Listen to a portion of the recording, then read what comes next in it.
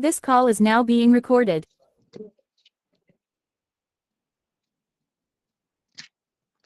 सबसे पहले हम स्वामी शिवानंद सरस्वती के बारे में पढ़ते हैं।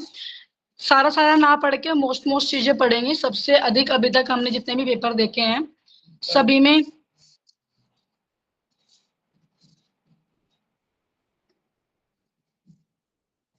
अभी तक या तो इनको सीक्वेंस में लगाना अकॉर्डिंग देयर एजेस कि इनको सीक्वेंस में लगाइए, या इनकी रचनाएं के बारे में पूछा गया है। तो मेरा मानना ये है कि हम मोस्ट ही पढ़े इनका सब कुछ।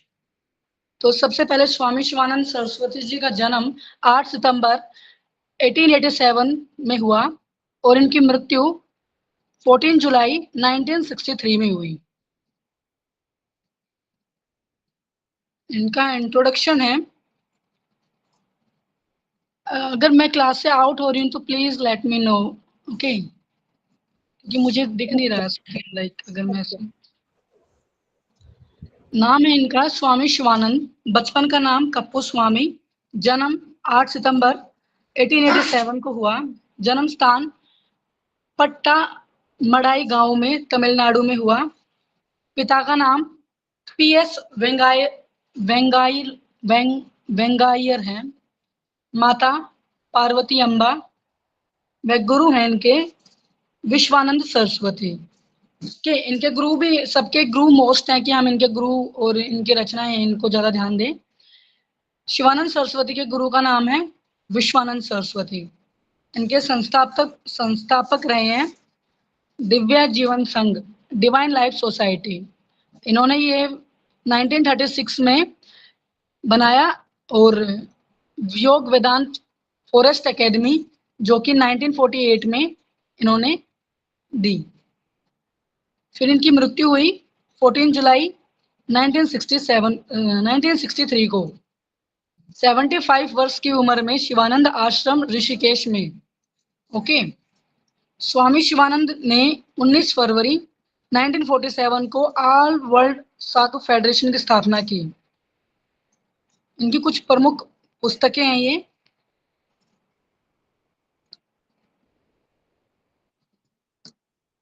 Thought power, easy path to God and realization, Brahmacharya is life and sensibility is death, yoga in daily life, Japa Yoga, mind its mysterious control, the Bhagavad Gita, Tantra Yoga, Nada Yoga and Kriya Yoga, Yoga asanas, concentration and meditation, bliss time, Kundalini Yoga, all about Hinduism and the science of प्राणायाम।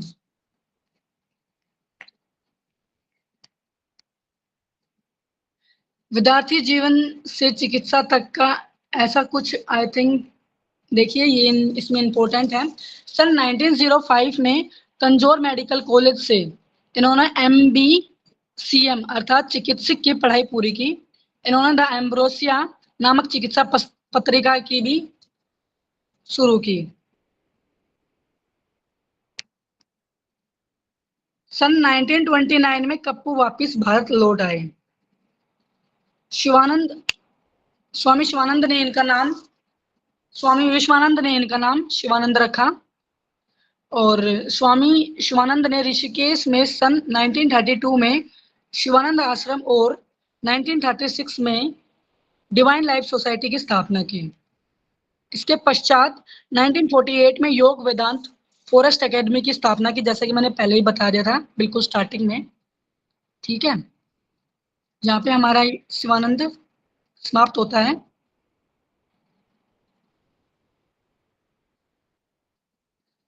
प्रियंका जी आप हैं यहाँ?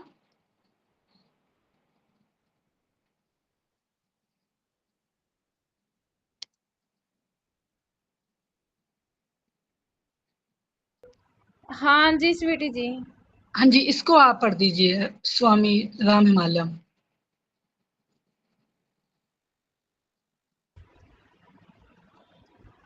स्वामी राम हिमालय जी का जन्म 2 जुलाई 1925 ईस्वी में हुआ था। इनका जन्म स्थान था टोली गढ़वाल, हिमालय उत्तराखंड में।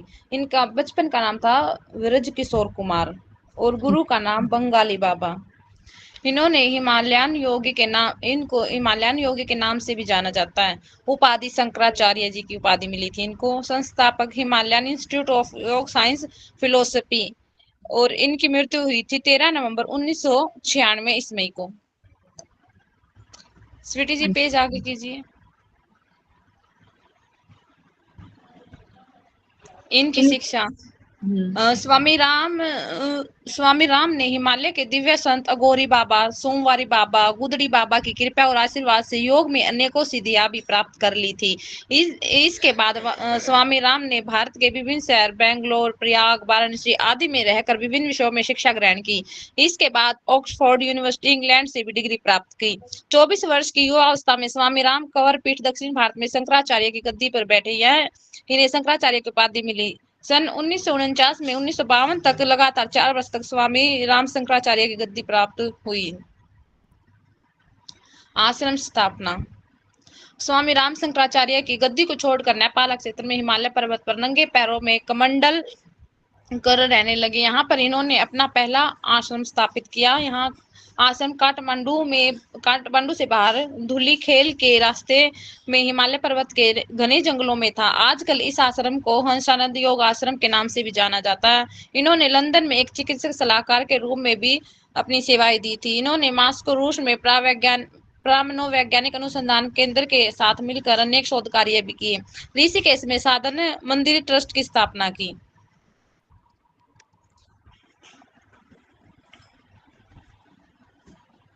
सन 1966 में स्वामी राम ने हिमालयन इंस्टीट्यूट ऑफ योग साइंस एंड फिलोसफी संस्थापक के कानपुर में की। साथ ही अमेरिका एवं यूरोप के कई देशों में शाखाएं भी खोली। विदेश में सबसे पहले 1970 में अमेरिका में शहर ग्लेनव्यू एवं इनेलो साइंस में हिमालयन इंस्टीट्यूट ऑफ योग साइंस एंड फिलोसफी की स्थापना की। यहाँ स्वामी राम ने लगभग 23 वर्ष तक कार्य किया। इसके बाद पुनः भारत लौटे और यहाँ सन 1989 में जॉली ग्रांट देहरादून में Himalaya institute of hospital trust की स्थापना की।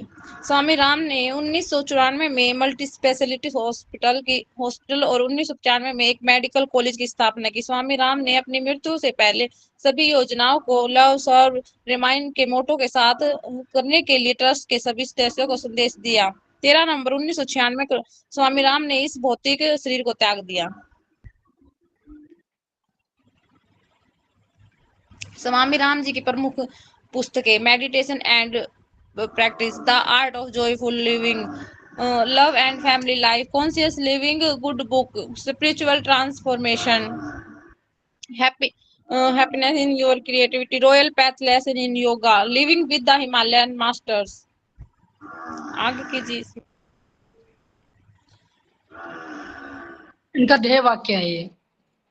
ठीक, हाँ, इनका ध्येय वाक्य था be happy and fearless, remember that you are child of divinity, less and the gain can not even touch your shadow. विशेष स्वामी राम ने शरीर का तापमान, मस्तिष्क तरंगों एवं हृदय को रोकने और नियंत्रित करने जैसे कई शारीरिक क्रियाकलापों का प्रदर्शन कई बार वैज्ञानिकों की टीम के सामने किया।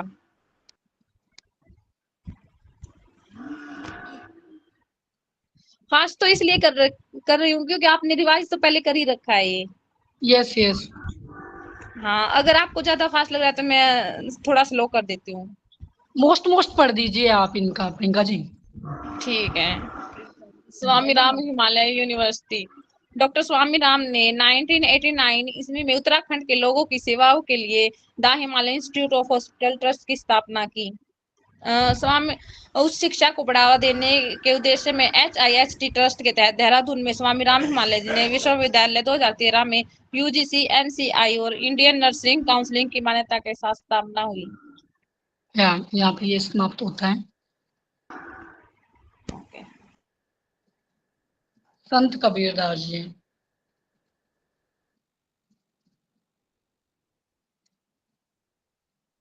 संत कबीरदास जी के बारे में बोला गया है इसमें कि जो संत कबीरदास जी है ना, ये भारतीय संत परंपरा के अनमोल रतन माने जाते हैं। ये मध्यकालीन भारत के सफल साधक और तपस्वी भक्त, कवि एवं समाज सुधारक थे। वे हिंदी साहित्य के भक्ति काल के निर्गुण शाखा के ज्ञान मार्गी उपशाखा के महानतम कवि थे। ठीक है। इनके जन्म के विषय में अनेक मत प्रचलित हैं, जैसे कि अपने जन्म स्थान का वर्णन कबीर ने अपने एक दोहे में किया। काशी में प्रगट भये रामानंद चेताए। काशी में प्रकट हुआ और गुरु रामानंद ने मुझे शिष्य बनाकर ज्ञान दिया। यह इनकी मुख्य बात हो सकती है, वेरी मोस्ट पॉइंट। कबीर साहब का जन्म कब हुआ यह ठीक ठाक ज्ञात नहीं है। मोटे आमतौर पर उनका जन्म 14वीं और 15वीं शताब्दी में काशी वर्तमान समय का वाराणसी में हुआ था। एक मान्यता के अनुसार उनका अवतरण सन 1398 संवत 1455 में ज्येष्ठ मास की पूर्णिमा को ब्रह्म मुहूर्त के समय लहर तारा तालाब में कमल पर हुआ था। देखिए, जहां से नीरू नीमा नामक दंपति उठा ले गए थे, उनकी इस लीला को उनके अनुयायी कबीर साहेब प्रकट दिवस के रूप में मनाते हैं। वे जुलाहे का काम करते थे, जुलाहे का काम करते थे। गुरु की खोज धर्म और कबीर जी के बारे में बोला गया है। गुरु की खोज के बारे में बोला गया है। कबीर के गुरु के संबंध में भी अनेक कथाएं प्रचलित हैं। कबीरदास जी ने आचार्य रामानंद जी को अपने गुरु के रूप में स्वीकार किया। ठीक है, गुरु के रूप में श्री रामानंद जी को कबीरदास ने स्वीकार किया, जो कि वैष्णव संप्रदाय के थे। धर्म के प्रति दृष्टि के बारे में बोला गया है। कबीर परमेश्वर के एक ही ईश्वर को मानते थे और कर्मकांड के घोर विरोधी थे। मूर्ति पूजा, रोजा, ईद, मस्जिद, मंदिर उनका विचार था कि इन क्रियाओं से आपका मोक्ष संभव नहीं है। वाह, कितनी अच्छी बात बोली है। Excuse me. Please, sometimes you tell in English. Means some people they are not able to understand even if Hindi. Means all things they can't able to understand. I can understand. If you have PDF in English, then please provide me. Then I will repeat it in Hindi or English in both languages. आप थोड़ा बीच में ना English में बोल दीजिए। Means इसका I will try my best. Yes. Okay. बीच में जो इम्पोर्टेंट पॉइंट है ना उसको थोड़ा इंग्लिश में बोल दीजिए, नहीं तो कुछ भी उनको समझ में नहीं आएगा। ठीक है, thank you. I will try my best to repeat in English. तो कबीरदास जी कहते हैं, देखिए, हरिओम ऊ पीऊ मैं राम की बहुरिया, हरि जननी में बालक तेरो। कबीर को शांति में जीवन पसंद था। इनको पीसफुल लाइफ बहुत पसंद थी और ये अहिंसा, सत्य, सदाचार, मतलब कि ट्रूथनेस हुई हमारी, और जो इनका अहिंसा लाइक लड़ाई ना करना आदि की अनुपालना करते थे। मतलब कि इंग्लिश में बोले तो like, how can I explain? Anybody is there to explain it in English? Yes, what you are saying means, can you repeat it in? You can repeat it in Hindi, no issue. Okay. Kabir Hindu और मुसलमान दोनों की गलत प्रथाओं के विरोधी थे। ठीक है, हिंदू और मुसलमान इन दोनों के मतलब कि विरोधी थे। इन जो प्रथाएं हैं इनके एकदम मतलब कि अपोजिट में थे। ऐसी बातें कुछ नहीं होनी चाहिए, इन्होंने ये बोला। मूर्ति पूजा के विषय में कबीर ने एक दोहे में कहा, मतलब कि जो मूर्ति पूजा हम करते हैं, जो हम भगवान को पूजते हैं, पत्थर पूजे हरि मिले, तो मैं पूजूं पहाड़ ताते ये चाकी भली पीस खाए संसार। कबीर जी कहते हैं, पत्थर की मूर्ति की पूजा करने से यदि भगवान मिल जाते तो मैं पहाड़ की पूजा कर लेता। इससे तो चक्की की पूजा अच्छी है, जिससे अन्न पीस कर लोग अपना पेट भरते हैं। ठीक है, कबीर की साधना के बारे में बोला गया जो इन्होंने किया। कबीर का सारा जीवन सत्य की खोज में, मतलब कि ट्रुथ को ढूंढने के लिए इन्होंने और असत्य के अखंड में व्यतीत हुआ। कबीर की साधना मानने से नहीं, जानने से आरंभ होते हैं। कबीर के लिए राम रूप नहीं है, न ही दशरथ पुत्र राम है। उनके राम तो नाम की साधना के प्रतीक हैं। उनके राम तो निगुण और कण कण में बसे हैं। ओके, मतलब इन्होंने ये नहीं बोला है कि राम जो दशरथ के पुत्र माने जाते हैं, हमने रामायण पढ़ा है, उनको माना हो, इन्होंने किसी भगवान को नहीं माना। इन्होंने मन में बोला कि राम तो निर्गुण है और जो कि कण कण में बसे हैं। ठीक है, छोटी से छोटी चीज में राम बसे हैं। कबीर की भाषा शैली, कबीर की भाषा शैली में हिंदी भाषा की लगभग सभी बोलियां सम्मिलित हैं। इनकी भाषा शैली सुधुकड़ी है। ये 5 तरह की भाषाओं का प्रयोग करते हैं, इसीलिए इनकी भाषा को पंचमेल खिचड़ी भी कहा जाता है। ब्रज भाषा, खड़ी बोली, राजस्थानी, अवधी, हरियाणवी, ये 5 इनकी भाषाएं हैं। इन्होंने कभी कोई ग्रंथ या दोहे नहीं लिखे। ठीक है, इनका प्रसिद्ध ग्रंथ है वो कबीर बीजक नाम ग्रंथ है, और कबीर का साहित्यिक लेखन है। इस ग्रंथ में कबीर साहिब जी साखियों के माध्यम से सूरता आत्मा को आत्म और परमात्मा ज्ञान समझाया करते थे। और कबीर जी का जो बीजक है वो कहते हैं बीजक के बारे में, कबीर की वाणी का संग्रह उनके शिष्य धर्मदास ने बीजक नाम से सन 1464 में किया। इस ग्रंथ में मुख्य रूप से पद भाग हैं। बीजक के 3 भाग किए गए हैं, रैमिनी, शब्द, साखी। ठीक है, रैमिनी का अर्थ है रामायण और इनका प्रयुक्त छंद है चौपाई और दोहा, भाषा ब्रज भाषा और पूर्वी बोली। शब्द में अर्थ है इनका ज्ञान, शब्द का अर्थ है शब्द। प्रयुक्त छंद ये पद, भाषा ब्रज भाषा और पूर्व बोली। साखी इनका अर्थ है साक्षी, और प्रयुक्त छंद है इनका दोहा, भाषा राजस्थानी पंजाबी मिली खड़ी बोली। ओके, मिली मिक्स। कबीर की शब्दावली है। इस ग्रंथ में मुख्य रूप से कबीर साहिब जी ने आत्मा को अपने अनमोल शब्दों के माध्यम से परमात्मा की जानकारी बताई है। कबीर दोहावली, इस ग्रंथ में मुख्य तौर पर कबीर साहब जी के दोहे सम्मिलित हैं। इस ग्रंथ में कबीर साहिब जी के पद व दोहे सम्मिलित किए गए हैं।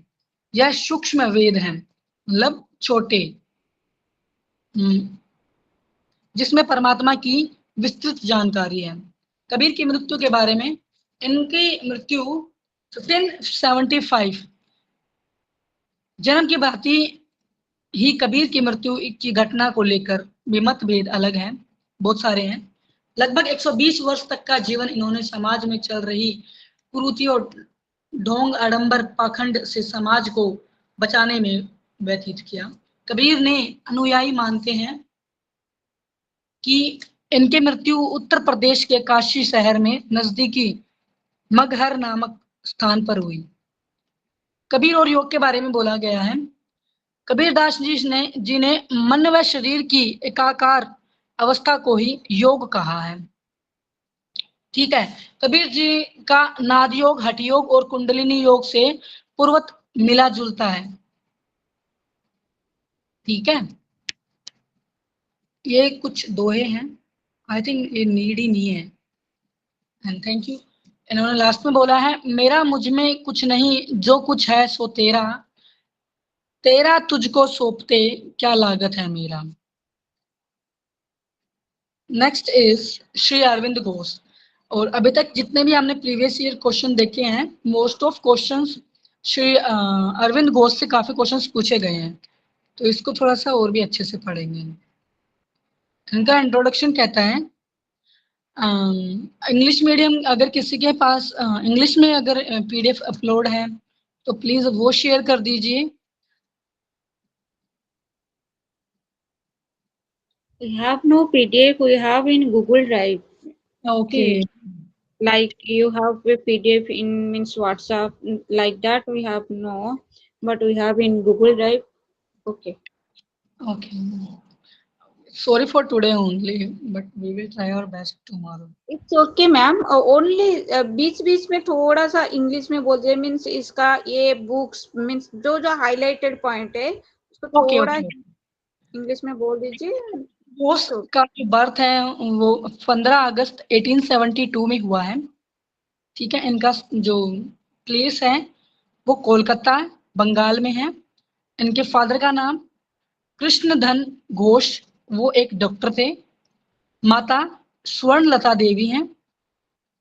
वाइफ मृणा मृणालिनी देवी, और इनके संस्थापक श्री अरविंद आश्रम, जो इन्होंने संस्थापक बने जिस चीज के, श्री अरविंद आश्रम।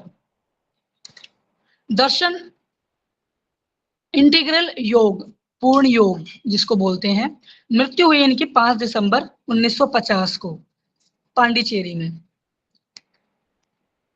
महर्षि अरविंद के अनुसार अपने आप से जुड़ना ही योग है, खुद से जुड़ना ही योग है। ओके, हम खुद से जुड़ते हैं वही योग महर्षि अरविंद ने बोला है। शिक्षा के बारे में ऐसा कुछ है नहीं। 1879 में अरविंद जब 7 वर्ष के थे, इनके पिता अपनी पत्नी एवं बच्चों सहित इंग्लैंड चले गए। ओके, और नेक्स्ट है इनका, अरविंद ने 1884 से 1889 तक सेंट पॉल स्कूल लंदन में 5 वर्ष तक अध्ययन किया। ठीक है, इनकी जो नेतृत्व हुआ है वो ग्रीक भाषा का अध्ययन किया इन्होंने। अरविंद का भारत आगमन, बड़ौदा गुजरात के महाराज सयाजीराव गायकवाड़ तृतीय ने रियासत की सेवा के लिए अरविंद को चयनित कर लिया।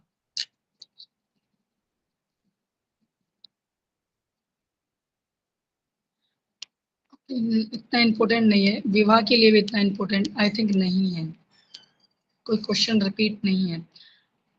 ओके, हाँ, अरविंद का राजनीतिक जीवन, सन 1906 से ही अरविंद दादा भाई नौरोजी के नेतृत्व में भारतीय आंदोलनों में भाग लेने लग गए थे। ओके, और 1907 से 1908 तक अरविंद ने बाल गंगाधर तिलक के साथ भारत के अनेक राज्यों की यात्रा की। और अब अलावा ऊपर कुछ रह गया। अरविंद ने कर्म योगिनी अंग्रेजी भाषा और धर्म बंगाली भाषा में 2 पुस्तकों का लेखन कार्य भी किया। इसके अलावा अरविंद ने बांग्ला पत्रिका सुप्रभात में कई लेख लिखे। ये मोस्ट है, इंपॉर्टेंट है ये लास्ट वाला अपना।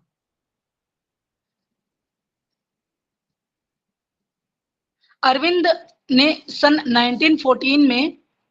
1914 के बाद दर्शन पर मासिका पत्रिका आर्य शुरू की थी। आर्य, एक पत्रिका आर्य शुरू की। 1926 से 1938 तक पूरे 12 वर्ष श्री अरविंद गहरी मौन साधना एवं ध्यान में लीन रहे। फिर 1938 से 1950 तक मौन साधना का दूसरा चरण भी अरविंद का 12 वर्ष का रहा। इस दौरान सेवक चंपकलाल और शरीमा ही अरविंद से मिल सकते थे।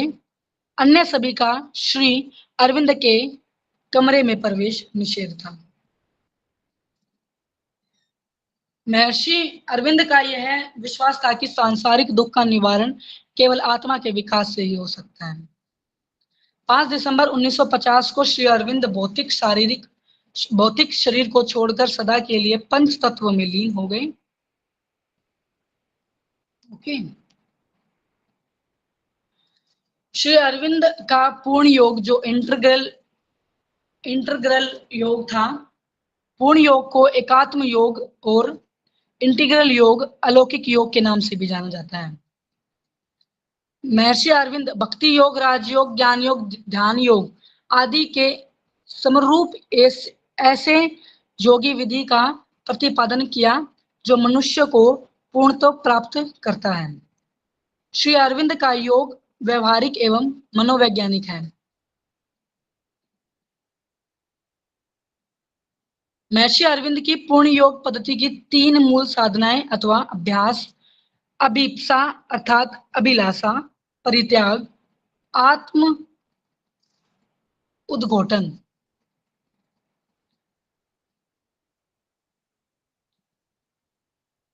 अरविंद के ये प्रमुख शिष्य हैं। कोई क्वेश्चन? हाँ, रचना ये मोस्ट है। श्री अरविंद की प्रमुख रचनाएं: the divine life, the life divine, the secret the Vedas, the Indian of human unity, the synthesis of yoga, the future poetry, the human cycle, the defence of Indian culture, essay on the Gita, the psychology of social development, Savitri महाकाव्य, letters on योग। ये most है, यहां से question पहले आए हैं। श्री अरविंद की प्रमुख रचनाएं तो सभी की मोस्ट हैं।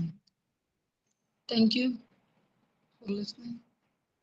नेक्स्ट इज महायोगी गुरु गोरक्षनाथ जी के बारे में। Excuse me. प्रीति जी, हाँ जी, 1 मिनट के लिए स्टॉप करेंगे। आप रिकॉर्डिंग स्टॉप करेंगे। हाँ जी, मेरे पास रिकॉर्डिंग नहीं है sir actually. Sir, 1 minute, sir. जो भी रिकॉर्डिंग मैनेज कर रहे हैं। Sir, me, sir, Shravani, 1 minute, I'm joining again. अभी कोई रिकॉर्डिंग बंद।